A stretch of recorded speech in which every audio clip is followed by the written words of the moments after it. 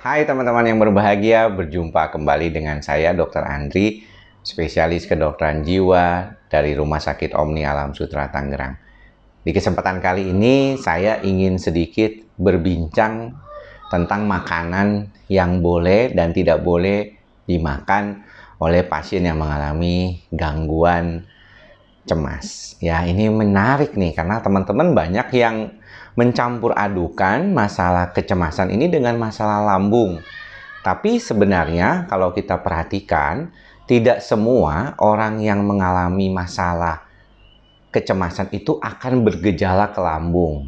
Betul, 50% lebih orang yang mengalami gangguan kecemasan itu bisa mengalami gejala lambung, tapi tentunya tidak semuanya.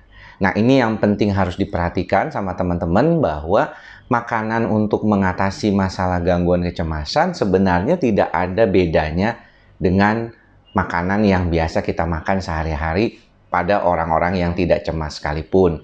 Dan kita tahu bahwa beberapa jenis makanan, misalnya seperti makanan-makanan yang mengandung stimulan seperti kopi, ya, itu bisa meningkatkan kita ya jadi berdebar-debar. Kemudian juga kopi tentunya tidak terlalu bagus untuk lambung karena dia bisa meningkatkan asam lambung dan melukai lambung itu sendiri. Jadi lebih mudah mengalami gastritis. Beberapa minuman seperti minuman yang bersoda juga tidak disarankan atau alkohol karena bisa menimbulkan perasaan kembung yang berlebihan yang membuat si pasien itu mengalami ketidaknyamanan. Nah, kalau misalnya saya ditanya pada orang-orang yang berkunjung atau pasien-pasien yang datang ke tempat saya, mereka suka bertanya, kalau misalnya nih, saya ini mau makan vitamin ya, vitamin apa nih yang paling cocok buat orang yang mengalami gangguan kecemasan? Apakah vitamin D yang lagi ngetren sekarang atau delta, atau vitamin B ya, beta ya, atau vitamin C, vitamin E gitu. Nah, sebenarnya memang kalau untuk suplementasi teman-teman, vitamin itu tidak terlalu ketat lah istilahnya ya kalau kita mau tanya kepada diri kita sendiri. Karena makanan dan minuman kita sehari-hari pun sebenarnya sudah mengandung vitamin yang baik. Asalkan teman-teman mengolahnya dengan baik. Permasalahannya kita memerlukan suplementasi karena kita mengolah makanannya itu nggak benar gitu. Mungkin terlalu panas atau mungkin digoreng terlalu lama, ya direbus terlalu lama, sehingga menyebabkan terjadinya perubahan di dalam struktur vitamin itu sendiri di dalam makanan yang kita ambil. Nah, apa yang perlu diperhatikan? Ini mungkin agak berbeda ya, mungkin teman-teman kalau tanya ke dokter gizi. Buat saya, yang usianya sudah di atas 40 tahun ini, ya saya udah mau mencapai 43 tahun ini, itu saya lebih fokuskan pada protein. Nah, kita tahu nih, protein ini adalah sumber pembentukan dari triptofan. Apa itu triptofan, dok? Triptofan adalah bahan ya untuk membuat serotonin di otak. Jadi serotonin itu yang suka diberikan oleh dokter dalam bentuk tablet SSRI antidepresan ya, sebenarnya itu bahan pembuahannya itu dari dalam tubuh. Kalau dari di dokter itu yang saya berikan biasanya adalah untuk menstimulasi ya, menstimulasi kondisi pembentukan dari triptofan tersebut ataupun serotonin di dalam otak. Nah, bahannya apa? Bahannya itu protein.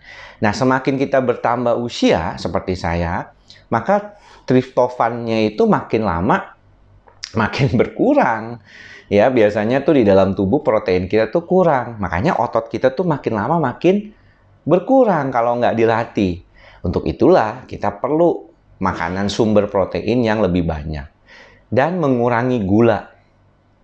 Ya, mengurangi gula atau karbohidrat. Sehingga kalau kayak saya makan nasi gitu ya, cara makannya itu memang saya hanya makan nasi itu di siang. Ya, karena namanya orang Indonesia. Masih kepengen makan nasi dan saya makan nasinya makan nasi coklat atau nasi merah ya, yang indeks glikonya atau indeks gulanya itu rendah, sehingga ketika makan itu insulinnya tidak langsung plok naik memuncak gitu ya. dan sangat-sangat mengurangi kalau bisa makanan yang mengandung gula yang tinggi seperti cake atau kue, tart seperti itu ya, atau manis-manis itu.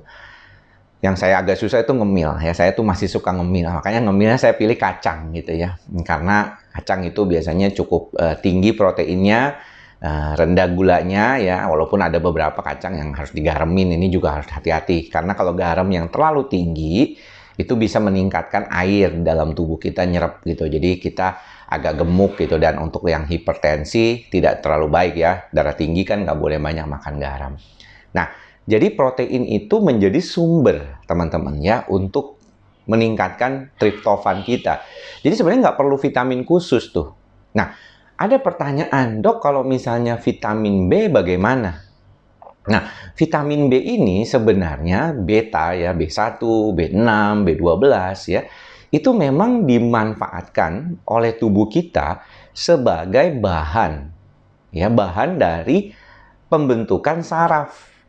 Jadi mielin saraf, atau kalau kita itu kalau bayangin tuh saraf tuh kayak kabel. Ya kayak kabel nih. Ya, kabel itu kemudian tuh ada selaputnya ya, selubungnya yang membentuk selubungnya itu. Ya, makanya kabel itu kan misalnya kita nggak langsung pegang karena kalau nggak nanti konslet gitu ya. Nah, selubungnya itulah dibentuknya oleh vitamin B. Kalau selubungnya nggak ada, hantarannya nggak kuat. Jadi istilahnya tuh makanya kenapa orang bilang kalau mau meningkatkan kekuatan saraf supaya otaknya connect gitu katanya ya, itu vitamin B-nya harus tinggi. Jadi vitamin ini juga penting ya, vitamin B. Vitamin B itu sebenarnya bisa didapatkan dari berbagai macam produk makanan sehari-hari kita ya. Hampir rata-rata makanan yang bisa kita makan sehari-hari itu mengandung vitamin B ya. Nasi merah, kacang-kacangan, kacang hijau gitu ya. Juga mengandung asam folat pastinya yang membuat tubuh juga lebih baik lagi. Nah, ini juga jadi penting ya untuk diperhatikan. Jadi sebenarnya makanan sehari-hari kita tanpa perlu menambahkan juga banyak yang mengandung vitamin B. Teman-teman bisa carilah ya. Setiap makanan itu biasanya ada vitamin B-nya, ada telur, ya daging, ya kemudian kacang tadi, ya terus juga ada mengandung asam folat. Nah, yang ketiga memang setelah protein, vitamin B, yang paling penting itu adalah asam folat juga. Nah, asam folat pernah diteliti memberikan suatu gambaran bahwa 20 tahun penggunaan asam folat itu bisa mencegah demensia. Jadi kalau teman-teman yang punya orang tuanya mengalami gangguan pikun, demensia, setelah usia 40 tahun lebih baik makan asam folat. Ya, suplementasinya ada sendiri, tetapi sebenarnya asam folat itu ada di dalam makanan-makanan yang kita juga makan sehari-hari. Telur juga banyak mengandung asam folat, mengandung protein, mengandung vitamin B ya. Jadi kalau teman-teman makan telur ya suka. Tapi kalau saya memang sebaiknya kalau makan telur putihnya saja, merahnya nggak usah dimakan ya, karena merahnya itu mengandung kolesterol yang agak tinggi dan juga sumber karbohidrat. Padahal saya pengennya proteinnya aja dari telur itu ya. Jadi teman-teman sebenarnya nggak perlu terlalu repot mikirin apa vitamin yang penting buat saraf saya gitu ya, buat saya supaya nggak cemas, karena pada dasarnya kemampuan dari otak itu adalah bagaimana dia mengelola makanan. Sumber makanan itulah yang menjadi salah satu yang paling penting ya. Untuk itu maka kita perlu memahami benar-benar, karena kalau kita nggak memahami benar-benar nantinya kita terlalu over ya, makannya itu over. Jadi demikian apa yang bisa saya sampaikan pada kesempatan kali ini, mudah-mudahan bisa bermanfaat ya buat teman-teman. Sampai bertemu lagi di lain kesempatan. Jangan lupa mantra kita bersama, ikhlas, sabar, dan sadar. Semoga semua makhluk berbahagia. Salam sehat jiwa. Bye-bye.